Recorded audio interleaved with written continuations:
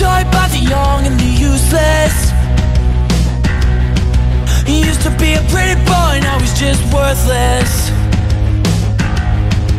Couldn't keep his word, no, he couldn't keep a secret. Hi, my name is Joel. I'm in a band called This Century. Hi, my name is Alex, and I'm also in a band called This Century. And you're on LivemusicTO. Oh, you know we're never gonna wake up.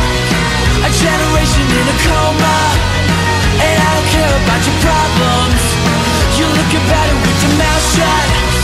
'Cause I've had enough.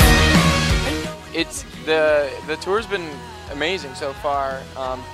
You know, we haven't been on the road in like a year, so but it feels good to be back on the road and be playing for our fans and visiting spots that we've played before, like Sneaky D's, for example. Yeah, everything is going smoothly, smooth sailing. I think the reason why we took Austin Gibbs on tour was A, he's easy to get along with. B, he has an amazing mustache. C, he's a good friend of ours. He's under our same management. We've done a tour before with him called The Evening with the Main Tour with our buddies in the Main, and he was on that as well. And yeah, it's just a good time. D, because he has an amazing mustache. Yeah, 2 times. It's funny, we get this question a lot. In Bleach Blonde, we're not actually really talking about any specific girl. It's more about kind of getting out of a relationship that goes, you know, it's like having a long relationship and finally just getting out of it and dealing with that heartbreak and meeting that girl who kind of helps you out of that rut and kind of helps you remember the good things about yourself, and just kind of lifting your spirits. So it's like a little summer fling story. And that's why we decided to release it for the beginning of summer.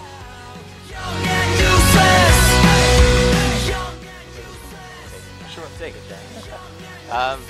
Yeah, I mean, we're also in the process of recording a new record. We pretty much finished it actually, and we're probably going more towards that. We're not like necessarily just gonna go straight up pop, but I don't know exactly why or what triggered that change, but I mean it's what we listen to, and we love playing that style of music and writing that style of music, so it just feels natural, and we're trying to incorporate as much of the old stuff that we have to this newer poppy sound.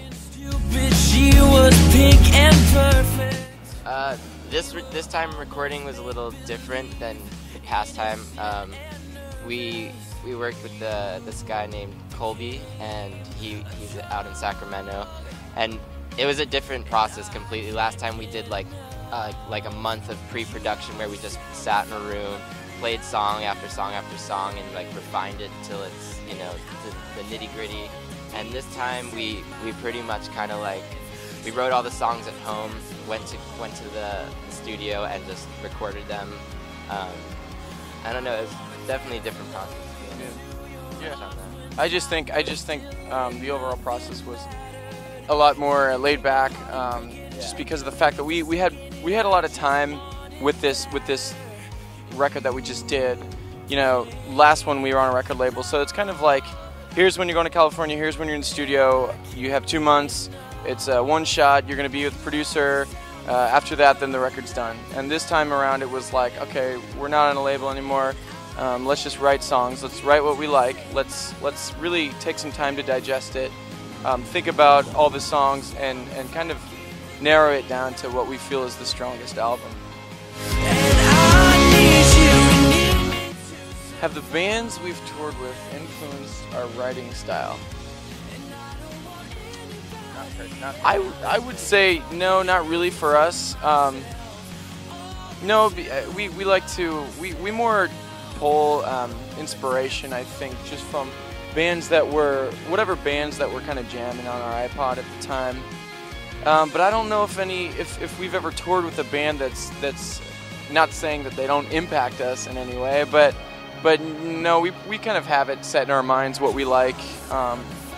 So yeah.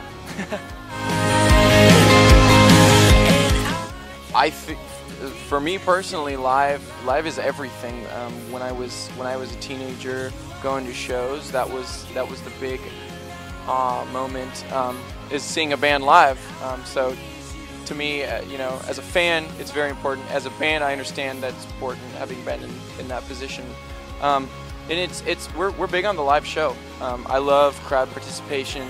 We like to make the crowd kind of feel like they're part of the show, and we're pretty picky about how we sound live, I would say. Yeah. Yeah. I mean, for me, it's just all about the energy between us and the fans, and seeing that reaction, which is something you just can't do over internet or something like that. You know? Oh boy. Yeah, just too many. It's just embarrassing. All the artists.